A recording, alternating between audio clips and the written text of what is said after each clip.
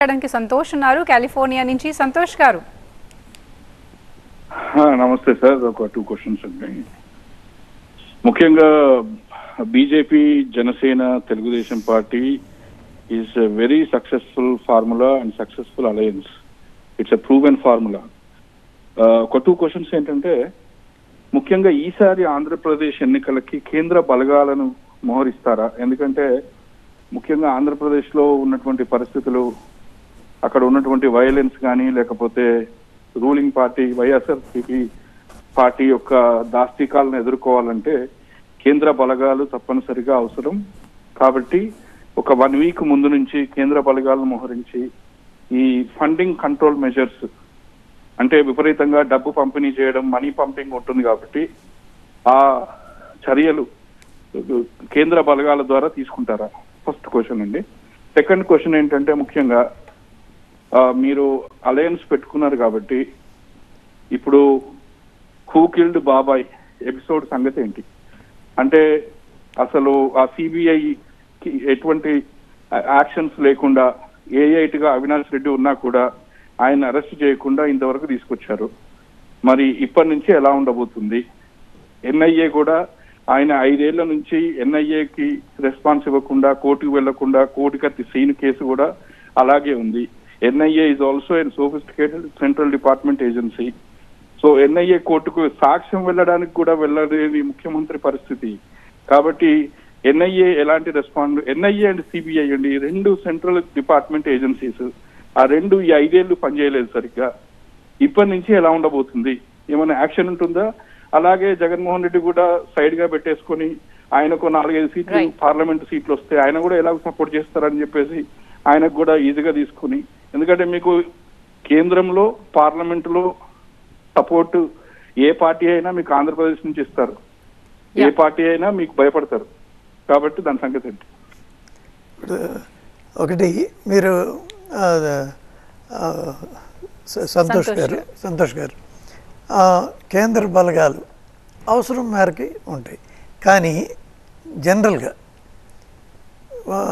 మొత్తంగా చూస్తే భారతదేశం ప్రపంచంలో ఇంత పెద్ద the most successful and the biggest democracy and నిర్విఘ్నంగా ఎంతోమంది కొన్నిసార్లు టర్బులెన్సెస్ వచ్చినాయి.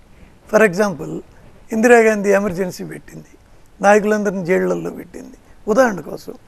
ఆ తర్వాత ఆమె ఈ ప్రజాస్వామ్యానికి తలొగ్గి ఎన్నికలు పెట్టింది, ఓడిపోయింది. ఆమె ఓడిపోయింది చివరికి, వ్యక్తిగతంగా లోక్సభకి ఆమె ఓడిపోయింది.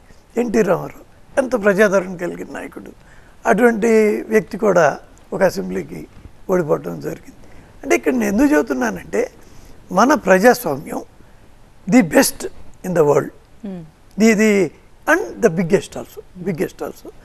ఇది ఇంత కంపారబుల్ లేదు ఇంకా ఏది.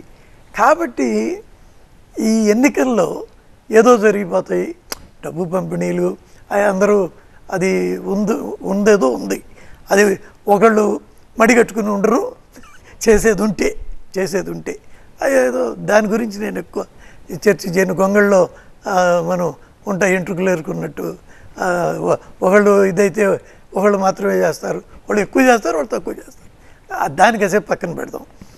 బట్ ఫర్ దట్ ఒక దౌర్జన్యంతో ఏదో చేసి ఎన్నికలు చేయగలుగుతాం అని అనుకుంటే అది అసాధ్యమైన విషయం. అది బీజేపీ వాళ్ళ సపోర్టు, అంటే ముగ్గురం కలిసి ఉన్నాం కాబట్టి అది ఆగుతుంది, లేకపోతే అది జరుగుండేది అని అనుకోవడం కూడా తప్పే. ఇది మన అంటే మనల్ని మనం అపహాస్యం చేసుకోకూడదు, మనం గర్వంగా చెప్పుకోవాలి, మన ప్రజాస్వామ్యం ది బెస్ట్ అని చెప్పుకోవాలి.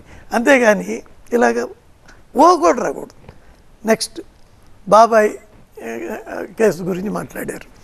వాస్తవానికి సిబిఐ ఆయన అరెస్ట్ చేయడానికి వాళ్ళ ఊరు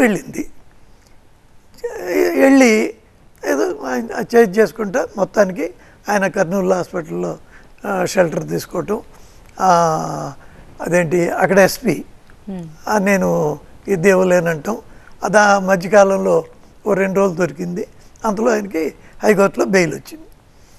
సరే బెయిల్ వచ్చినాక మనం చేసేది లేదు. కానీ వెళ్ళింది ఎవరు? సిబిఐ. అలా వెళ్ళకపోతే ఒకవేళ ఆయనకి హెల్ప్ చేయాలంటే అసలు వెళ్ళరు, ఏం చేస్తారు?